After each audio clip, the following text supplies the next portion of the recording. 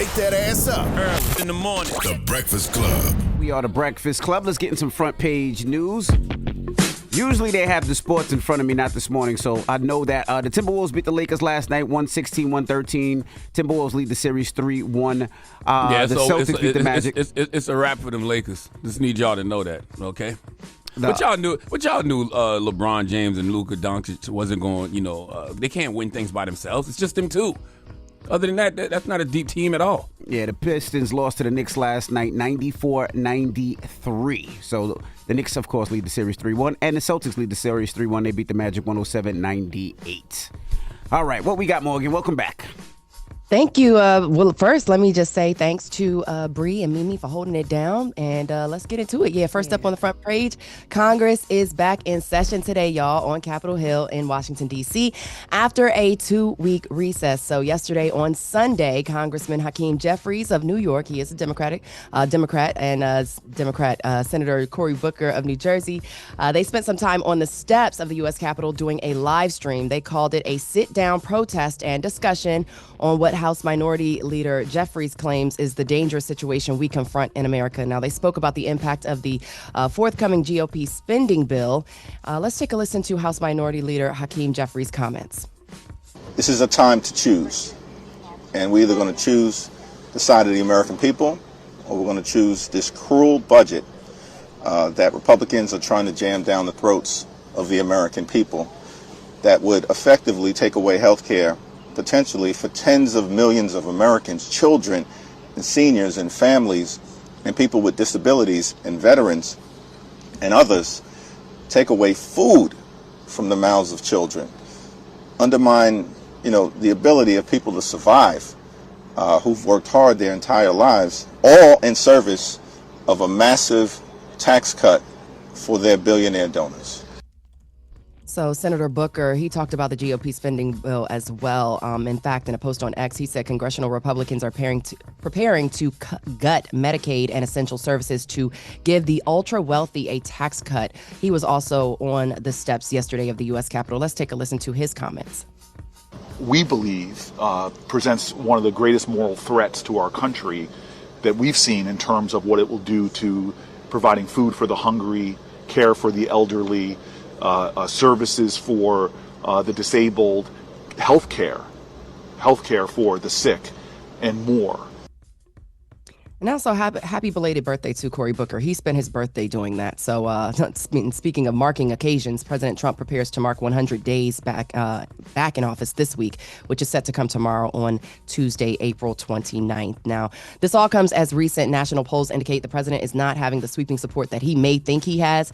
NBC News Stay Tuned poll found 55% of Americans disapprove of how Trump is handling the presidency, while 45% approve on immigration, one of his strongest issues during the 2024 election. The poll found that just over half disapprove of his policies, while only 49% approve. Meanwhile, the economy proved to be his weakest issue. Only 39% are satisfied with his economic agenda, while 61% are voicing their opposition. And overall, 60% of those surveyed believe the U.S. is on the wrong track, while 40% say it's on the right one. And when it comes to tariffs, a national poll shows that nearly 2/3 of Americans disapprove of President Trump's tariffs. A new ABC News Washington Post Ipsos poll shows that 7 in 10 think the tariffs will increase U.S. inflation. Nearly half of Republicans polled think the tariffs will have a negative impact on inflation. But there are also some Republicans who believe that it could create manufacturing jobs and bring those back to the U.S. So that includes 90% of Republicans and 60% of independents. It's funny when people talk about those manufacturing jobs because, number one, it takes quite a few years, several years to even build a factory. But then when you think about what the country is going to look like in 5 to 10 years, most of those manufacturing jobs are going to be AI anyway. Absolutely. You're not wrong there. You're not wrong there at all. But that pretty much wraps up the 6 a.m. I want to say one other thing, too, Morgan. When you look at the low approval ratings of Trump and you look at the low approval ratings of Democrats, it just lets you know a lot of Americans are just fed up with it all. Like the country needs something different. Period. Overhaul, complete. You know what? You're not wrong in saying that. You're not wrong in saying it. I think you're definitely on the right track when you're saying that. Yeah, everybody seems to be fed up. People just fed up with it all. Yeah, and it really starts with the pockets, and that's where it really boils down to, So, yeah, I'm gonna keep y'all posted on what's going on at 7 a.m. We're gonna talk about Shedeur though. We got to get into what happened with Shedeur Sanders. He finally got selected by Cleveland, but we'll get into the drama a little bit. All right, and everybody else, get it off your chest. 800-585-1051. If you need to vent, phone lines are wide open again. 800-585-1051. It's The Breakfast Club. Good morning. Morning, everybody. It's DJ NV, Jess Hilarious, Charlamagne the Guy. We are The Breakfast Club. Let's get back in some front page news. Now, some quick sports. New York Knicks beat the Pistons 94-93. They lead the series 3-1. I know Detroit's mad about that one, but they were physical the whole game. So how you going to not make a call at the last play when they were physical the whole game? So great missed call. Minnesota Timberwolves beat the LA Lakers 116-113. Minnesota leads 3-1. Celtics beat the Orlando Magic. Boston leads the series 3-1. And the Pacers beat the Bucks. They lead the series 3-1 as well. What's up, Morgan? Yeah, let's continue conversing. Hello, Monday, about sports, okay? The wait is over for Shedeur Sanders. I know we was all watching to see when he would go be drafted, right? So as you mentioned on Friday, he did end up in Cleveland, but it was not in the second round. Instead, it was the 5th round, y'all. Shedeur is the son of Hall of Famer and Colorado head coach Deion Primetime Sanders. The former Colorado quarterback was drafted 5th in the 5th round by the Cleveland Browns. Sanders, who many thought would go in the 1st round. Of course, as I mentioned, you guys thought the 2nd round, but he slid all the way down to the 166th pick overall. So let's take a listen to what he had to say following his selection after that was made. Let's hear from Shedeur Sanders. Things happen. Yeah. Sometimes it's adversity. We got to change it, though. We got to do different. We got to do different. We can't control the uncontrollable. You can't control that. So you just got to remain positive, stay happy at all times, and know God got you. I knew the whole time God had me. So I wasn't really panicking because I understood it's about perfect timing. Man, drop on the clues bombs for Shedeur Sanders. Yeah, and the other voice you heard was his brother Shiloh Sanders. So meanwhile, the son of Atlanta Falcons Hold on, Morgan, can we stay there for just 1 second? Sure. Everything happens the way God wants it to happen, and that's what I love the most about the way Shedeur handled that situation all weekend. He laughed. We never saw him get frustrated. He didn't have no sense of entitlement. He didn't blame nobody. He just simply kept giving God the glory, and I loved that. That showed me everything I needed to know about his character and his attitude. The fact that he was just like, yo, whatever God got planned is going to happen. Like, he never let his faith waver, and I love that about Shedeur Sanders, man. Salute to him. Yeah, absolutely. There was a lot of speculation around this pick, saying a lot of people saying he's not good enough or that he's not as good as his father, or even alluding to the nepism part being. Well, he's not as good as his father, but they played 2 different positions. That's right. Period. And, at 2 different times. And, his father also spent more time in college. But, whether or not, but there was a lot of, speculation as to why it happened the way it happened. But to your point, and to his point, yeah, God's timing, nobody can control that, period. And I will say this, if Shedeur goes to the NFL and he sucks, all that collusion talk is out the window. If he goes to the NFL and he's not good, then he proved all those teams who passed on him correct. So let's pray he proves them wrong. That's right. Absolutely. All right. So, yeah, meanwhile, the son of Atlanta Falcons head coach is admitting to the childish prank. Jack Ulbrich, he apologized for prank calling Shedeur Sanders during day 2 of the draft. Now, defensive coordinator Ben Ulbrich's son impersonated New Orleans Saints general manager Mickey Loomis and told the Colorado quarterback that he was going to take him with the next pick. And then Sanders ended up falling to the Browns in round 5. So. Oh, I didn't hear that one. The one I heard was the one where he told him, you're going to have to wait a little bit longer. I didn't hear the one that he said, I'm going to pick you next. There was only one call, so maybe he said it on both calls. I heard he said he had. Yeah, I only heard the one part where he said, you're going to have to wait a little bit longer. By the way, giving him donkey of the day today, but that was hilarious. Come on now. I think he did it to somebody else too. That's not funny. He should get his ass whooped though. It was what you funny. Mean? That was fun. That was hilarious. Cut it out. That ain't funny when you sitting there waiting to get your name called. But that's why it's funny. That's terrible. The question is, what type of punishment can that child or even the person person's defensive coordinator, like what kind of punishment? How are y'all gonna handle that? And that's why I'm giving him Donkey of the Day, because, you know, in that moment, he didn't care about what his daddy's profession was. Like, you got to care about, you got to care about what your daddy does, because you bring in negative attention and light to him. Mm-hmm. Yeah, no, that's true.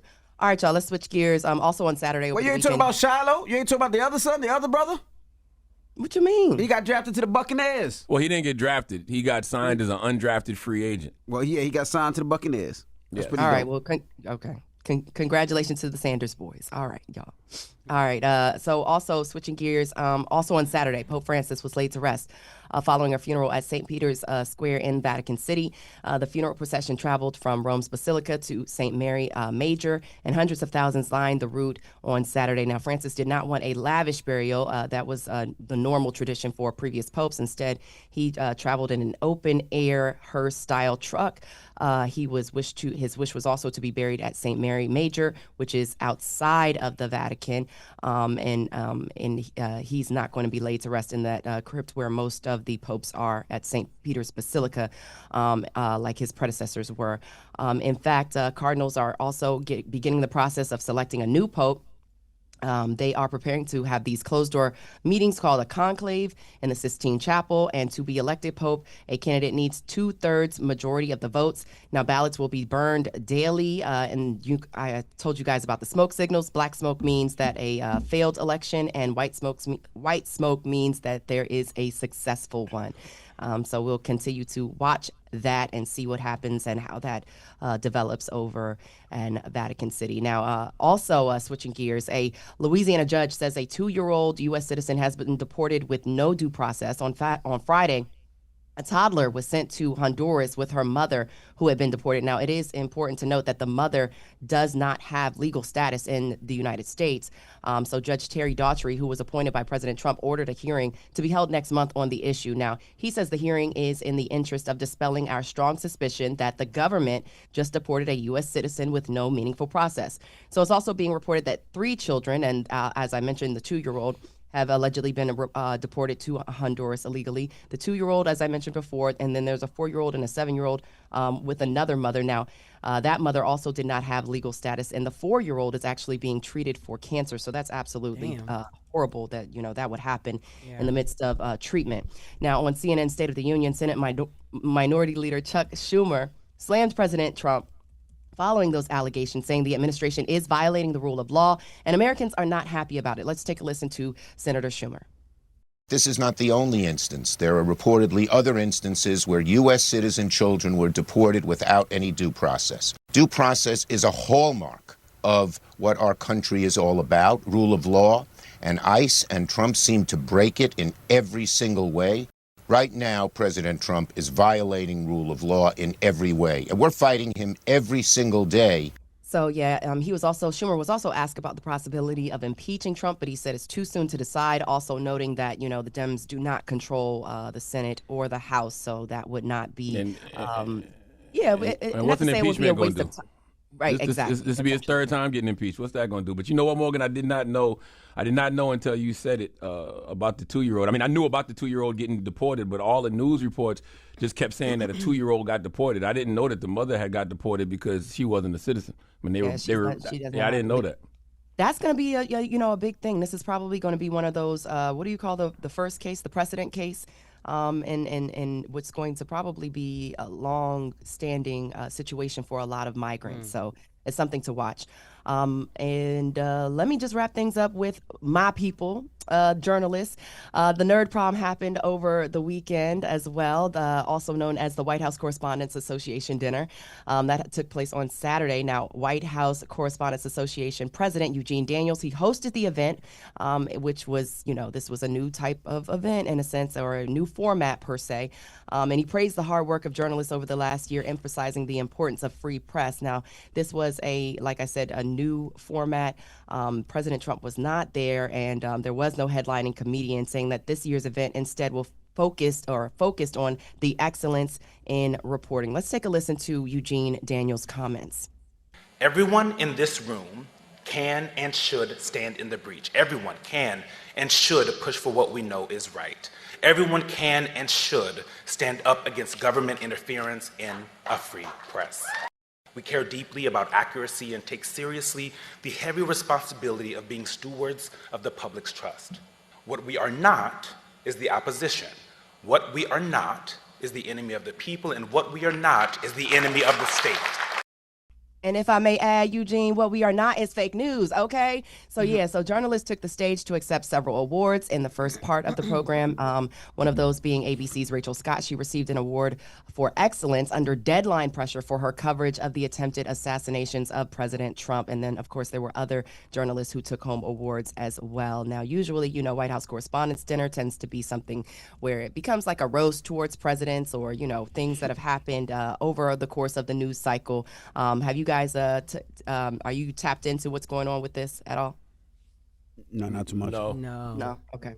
No worries about it then, but I'm gonna go ahead and share that with you. And if I can, I know we're probably running out of time, but random story I thought that was very, very interesting. A new data from LendingTree shows a growing number of Americans are using credit now to buy groceries. A survey of 2,000 consumers ages 18 to 79 found that 50% reported using credit to help cover the cost of food. About 25% of those surveyed said they use buy now, pay later loans for groceries. Now, groceries. I mean, we know about, big electronics, things like that, or, other things like furniture, whatever. I ain't got a couch just, paying on stuff like that. I've been using credit for groceries though, just instead of using liquid cash, for my business or whatever. So, I mean, that's been using cash, but that's crazy to buy now, pay later. That's crazy to have to do that to eat, or to financing. Absolutely. Yeah, I think using credit on groceries is, fine if you find that to be feasible for you in terms of, like any of the kickbacks you may get for your credit cards or stuff like that, rewards. I might swipe, the travel card for, you want to get the rewards back and stuff like that. But, like you're saying, buy now, pay later is definitely a sign of the times, essentially. Crazy. So, yeah. But that's your front page news, y'all. Y'all follow me on social at Morgan Media. And for more news coverage, make sure you are following at Black Information Network. Download the free iHeartRadio app and visit us at BINnews.com. Thank y'all. All right, thank you. Wake that ass up. Early in the morning. The Breakfast Club.